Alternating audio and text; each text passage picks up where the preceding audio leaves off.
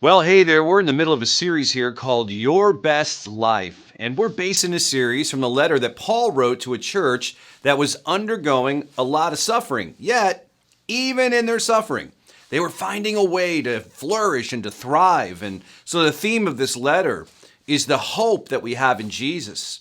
And guys, hope is so important in our life because what we hope for shapes what we live for. And that matters tremendously. So, two words that we often don't go together a lot of times in life are the words hope and grief. Yet to be human is to experience grief, right? Now, for a second, bear with me. Have you ever tried to fix something or even screw in a screw with something other than a screwdriver or drill? I mean, it's frustrating, right? When you have the wrong tool or you can't find the right tool in order to be able to get something done, it drives you crazy. It's hard to do. You sometimes even get hurt. But when you have that right tool for the job, wow, that job usually goes pretty quick. You're just like, wow, this is really nice the way this works. Well, grief is a resolution tool given to you by God. This is a God-given tool in your life to help us deal with loss. Now, we experience all kinds of loss in life. We have planned loss. I don't know if you ever thought about it this way, but we plan losses in our life sometimes. Like, for instance, when we move from one neighborhood to another or one state to another, we're experiencing a loss, but we planned on doing that. Even retirement is kind of planned loss. Or parenting. You know, kids move through all these different stages of their lives, and wherever they eventually, where it eventually comes to is that they're leaving the house ultimately. And every parent at some point says, man, I was not prepared for this. This is different. Life is different. There's a loss in our house. But when a kid is independent and functions well as an adult, that's a win. So even in the losses, we see wins. Now, the losses that we have even more trouble with, of course, are the unplanned ones, right? Losing a loved one, having a financial loss out of nowhere, maybe a loved boss at work moves on and there's that loss there, or even when you're watching sports and have a favorite sports team, they trade your favorite player on your team. You lost them. Or maybe if you're a Patriots fan this year, the season is already over and you're just like, man, we just feel like this whole season is a loss. Well, grief doesn't live in a vacuum. Loss affects us in so many different ways. I mean, if you think about it, it affects us in our energy level. Some of us can become so depressed we can't even hardly get out of bed. It can cause us to lose our appetite or not to sleep well. It changes the outlook for our future. We start to see things through a different lens. It affects us physically, spiritually, emotionally, and of course, mentally. It just feels like that when we experience loss that our legs have been taken out from under us. Well, grief can even have this hopelessness attached to it as well, this as our hearts are just hurting, right? So loss can be disorienting, discouraging, disheartening. It can just really break us apart. Well, Paul's writing to a church that's going through a tough season of loss, and they were wondering, when is this going to be over? How can we go on? And their bigger question, which we've addressed last week, was when is Jesus even coming back? When can all this just be over so that we can move on? But the big question that we should ask, because we all experience loss, and we all experience frustration and hurt, is what should we do in the meantime? How do we handle this? Well, that's what I want to talk to you about today, because in order to live your best life, we really need to learn how to grieve, because loss is a part of life. Now, people deal with grief in all kinds of different ways, don't they? And as Americans, we're so lousy at it. As Americans, man, many of us, we just don't do such a good job with that, do we? I think about if you study ancient civilizations, some of these civilizations had grief built into their systems and calendar, where people would grieve for 30 days. They would take time to just process and work through this. But in America, boom, we're always on to the next thing, aren't we? And the primary feeling that we're trying to avoid is really that unwanted feeling of sadness, right? And we just don't want to deal with it. We just want to move on to the next thing. So grief, as I said earlier, it's God-given. And it's an emotional reaction due to loss. And so here's the thing, guys. We've all experienced a ton of loss over the last few years, especially during and after the pandemic. And it's not always, it is sometimes loss of loved ones, which we've experienced, but it's also just a loss of so many different things. Even the way things used to be is a loss. So, how do you grieve? Are you good at it? What's your plan? I mean, what comes natural to you? Chances are, if you're like most people, when it comes to grief, you probably ignore it, you press it down, and sometimes when you press grief down, researchers tell us, scientists tell us, that it just leads to all kinds of other bad situations in your life, including chronic illnesses. Some of you maybe experienced grief by crying for a day, and then you moved on.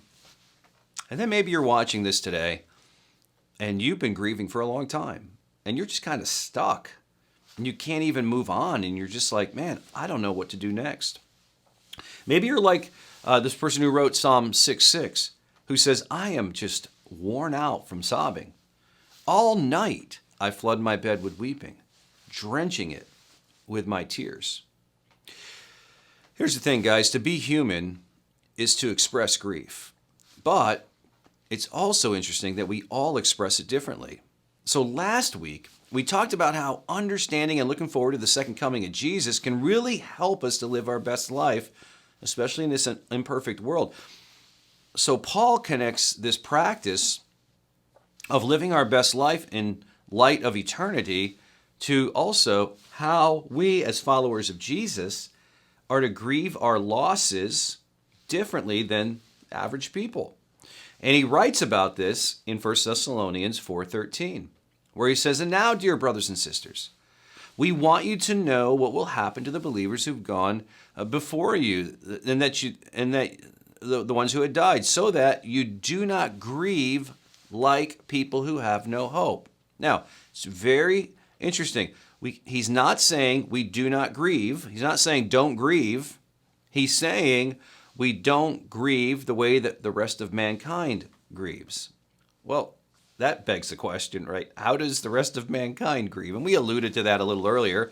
But to just get more specific, and maybe this is how you've grieved as well or are grieving, it's very natural for us as humans to grieve just simply by numbing, right? By numbing the pain and doing whatever it takes to get rid of that pain.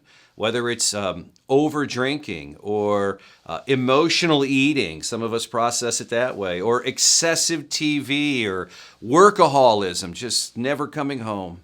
Any number of addictions, I mean, you name it. That's how some people deal with grief. That's how a lot of us deal with grief. That's how humans deal with grief, especially in America. Another way that is very natural is just simply by avoiding, right? By avoiding the feelings that come with this, by avoiding people so you don't have to talk about it as well, to them, and just allowing no space at all to really grieve. You're just moving on, so you just avoid the whole situation, and really you're moving on rather than moving through. And boy, there's a big difference there. And so maybe that's how you've grieved, So what we're talking about today is really not intended to make you feel bad about yourself because, oh man, I don't know if I have grieved well, but it's to share with you another way, a better way, a healthier way, a way in which God created grief to serve you well. So grief can be actually more in our lives. It can help us. And God wants to really come alongside us. And the fact that we can grieve with hope, it's a way that comforts us and walks us through. So grief can be navigated in a real purposeful way. And what I want to share with you today is that there is such a thing as good grief. So as we navigate these complex issues and feelings of loss, what do we do? That said, grief is never easy. Psychologists will tell you that there's a grief process that they have discovered and figured out, and it involves several steps. But it's far from linear, although sometimes in the images you see these linear images of saying these are the steps of grief. It's all neat and clean, but it's not. It's more like just a big scribbly picture, and it's frustrating and it's confusing, and when does this end? We kind of feel a little turned upside down a lot of times with grief. So even with the steps of grief, we don't follow them exactly correctly and perfectly. So how should we grieve? Because Paul said, we should grieve differently. Well, Paul's writing, remember what he's doing, he's writing to a community of people. So even that alone gives us a hint as to how we should grieve. And one of the ways that we grieve, I think in a better, more purposeful way, is that we grieve with people.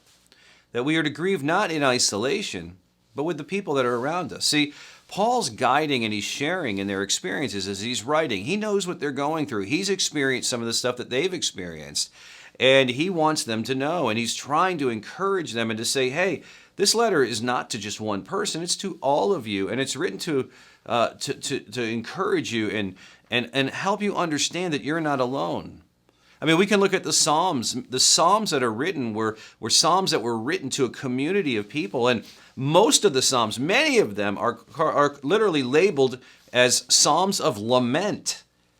People are grieving with what's going on in life because life is difficult and there's loss everywhere.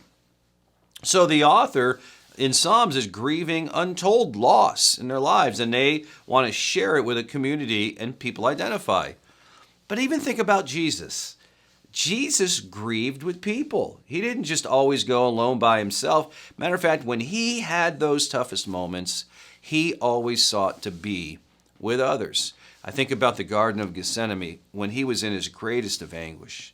He wanted his friends near. Now, many of them let him down, but he wanted them near. And when Lazarus died, one of his best friends, Jesus wept with people around him. He wept right in front of people. So why is it that we don't want to do that, right? We want to hide and we want to grieve alone. I think it's natural. I think just naturally we want to do this, or just the way that we were raised.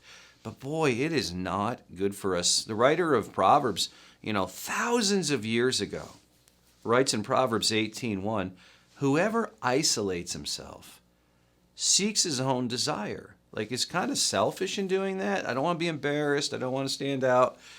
He breaks out against all sound judgment. Oh man, the Proverb says it's so unwise to isolate ourselves, yet so many of us do. And we may not feel like grieving with people, but it's so important that we include people in the process of grief. Somebody once said, what we don't talk about, we're going to take it out on somebody else. And isn't that kind of how it works when we push things down? That's why I love that we have groups, that we have friendships here within this church. We have ways to connect people. Even Celebrate Recovery is an incredible space and place to just be honest about the loss that you've experienced. And there's so many people that can identify with you in that way. So grieve with people. But there's another way to grieve as followers of Jesus, and that is we're to grieve with an expectation toward the future. See, many of us are confused, right, as to what to expect after death. We talked a little bit about this last week, but followers of Jesus have got clarity in the sense of understanding and knowing that there is life after death. Paul even shares about how much he desires to be with Jesus after this life, face to face. He writes in Philippians 1, he says, I'm torn. I am torn between two desires. I long to go and be with Christ, which would be so much better for me. But for your sakes, because I love you, it's better that I continue to live here. And, there was this tension that he had because he knows that there's more to this life than this life. And he wrestles with what's better, to live or to die, because he knows and understands the future's still going to be amazing. It's nothing to be afraid of. So when believers go to be with Jesus, you're somebody that you know who goes before you, we miss them. Of course we do, and we experience that loss and that grief. But there's something inside of us that knows they're not gone. As a matter of fact, they're more alive than ever right now. They're in the presence of Jesus. So what is it that does happen when we die, Well, in 1 Corinthians 15, Paul writes about it, and he talks about the coming of Jesus again when he says the trumpet sounds, those who have died are going to be raised to live forever. And we who are living will also be transformed, for our dying bodies must be transformed into bodies that will never die, never die. Our mortal bodies must be transformed into immortal ones. So on one hand, in this life, we hold grief and loss. But in the other hand, in the life to come, we hold this expectation. So here's the good news when it comes to loss, especially loss of life. Death will never have the final word. We will be reunited with others and with Jesus.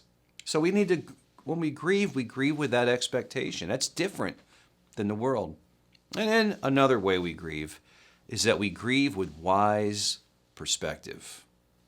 I love this couple of verses found in Ecclesiastes 7. It says, better to spend your time at funerals than at parties, to which most of us would say, I don't agree, right?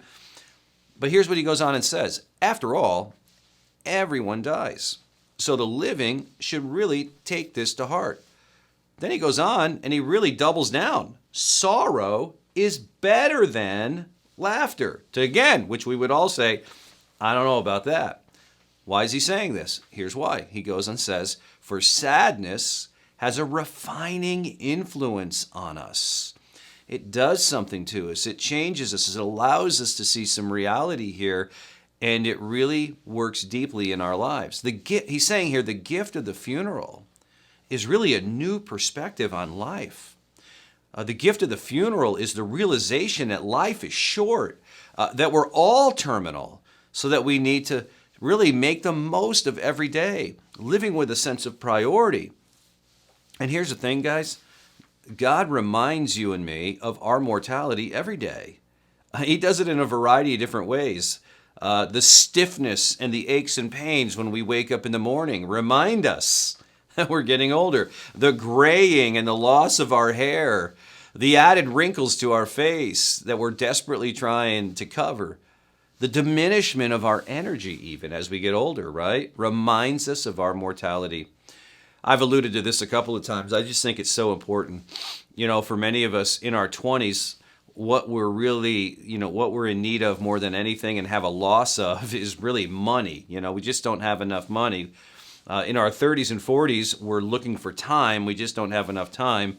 And when you're in your 50s and 60s and 70s and 80s, energy is really what we're looking for. And, I'm in that age group now, and that's one of the things that I need to do more than anything is manage my energy. And if you're in my age group, that's what's most important is managing energy day to day. Just as a timeout, that's why we have other people speak here on Sundays. I think it's good for us to hear from different voices, but also I need to manage energy to stay fresh and creative myself. And others need to develop and to grow. And the beauty of it is that God uses all of us to speak into the lives of people. And so these different voices, they really matter for us. But energy management is a part of it. So fatigue reminds us of our mortality. Fatigue reminds us of our fleeting life. And, for us as Americans, it's so normal to find meaning in adding to and getting busier and the productivity. And so I think our greatest struggle when it comes to being human is really embracing God's gifts of limits. And every time God puts limits on us as humans, it seems like, especially if we read in the scriptures, we kind of bristle at that. And there's a rebellion to that. Like the Garden of Eden. You can have anything in here, but there's a limit. You cannot eat of this one tree. And it just galled us, right, to not do that. The temptation of Jesus, where Satan said, you can have all of this now. You don't have to wait. Why limit yourself? You can have everything. And Jesus said, no, I'm not going to fall to this temptation now. And I love John the Baptist. He models this for us, where when he was losing influence after Jesus came on the scene, Jesus was growing in influence. John the Baptist was diminishing in influence in his ministry. And he says these famous words, Jesus must increase, but I must decrease. So, at my age, in my stage of life, I'm learning to stop saying that I'm busy. Oh, I'm busy. Instead, I'm saying, I'm limited. My energy level's limited, my time's limited. And it's good for me to say that. It's good for me to be reminded of that. This is what funerals do. This is what grief process reminds us of. So how can we grow wise and hope-filled even in our grief and loss? Because again, we're working through something in our life through grief. Well, there's a couple of tools I want to share with you as a way to kind of wrap this up today. The first one is simply this. In order to really process through grief in a good, practical way that's healthy for you, one of the things that you could do is practice gratitude. And, sometimes when we're grieving, it's hard to find something we're grateful for. But we can be grateful for a lot of things, for another day that we're living, to spend with those that we love, an opportunity to tuck your kids into bed at night, a chance to learn and grow, to be here with each other. So what I want you to do, and I think this would be so good for you, no matter whether you're grieving or not right now, is to just hit pause and to write down 3 things that you're grateful for today. So go ahead and do that right now. 1 Thessalonians 5:18 says, "Be thankful in all circumstances, for this is God's will for you who belong to Christ Jesus." So a couple things. He's not saying be grateful for all the stuff you're going through. He says be grateful in it. Even in the grief, be grateful in it, that you have this relationship with God, that it's God's will for you to be grateful, because it's good for you to remember this. See, grief comes and goes at times that we least expect it. We can be ambushed by grief. Yet, here's the key. We need to. It serves us well to hold gratitude with the grief. And what gratitude does is that it helps shift our perspective from what's lost to what's left and to what's still to come. So making it a practice, maybe each day this week, to write down 3 things you're grateful for can really help you process grief. And one more way to be able to help do this, and I hope that you'll engage in this, and that's just simply to meditate. And meditate means think about, focus on. Meditate on a psalm. We've got a few psalms that are coming up on the screen here for you. And what I'd love for you to do is to just take some time and read through some of these psalms that come up on the screen. And as they do, just maybe think about a phrase or focus on a word or two and let that sink deeply into your soul.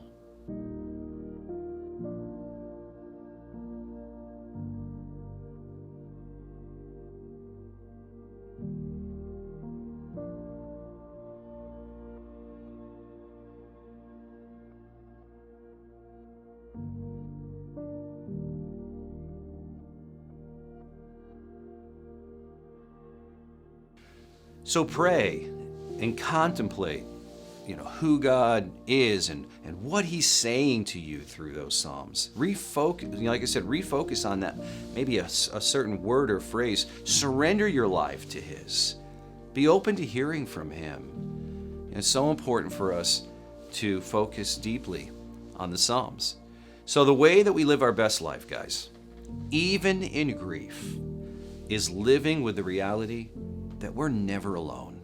Especially in grief, our story is connected with Jesus's.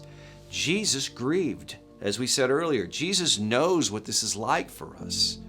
And He walks beside us through this. This is a way for us to really connect with Him.